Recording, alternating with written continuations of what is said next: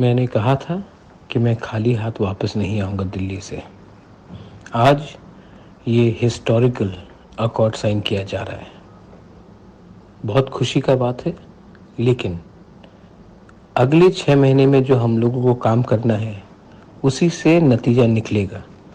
तो आप सेलिब्रेट कीजिए, लेकिन इतना भी मत कीजिए कि हमें लगे कि हम जीत गए हैं।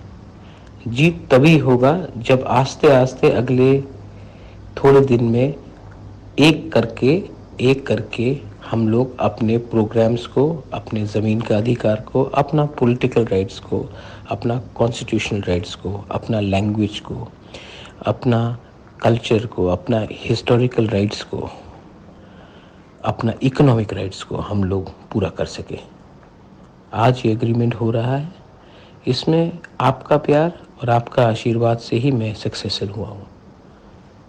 मैंने आपको प्रॉमिस किया था कि ये एक ग्रेट डे होगा तिप्रासा के लिए, लेकिन हमें सेलिब्रेट करना है, लेकिन काम नहीं छोड़ना है।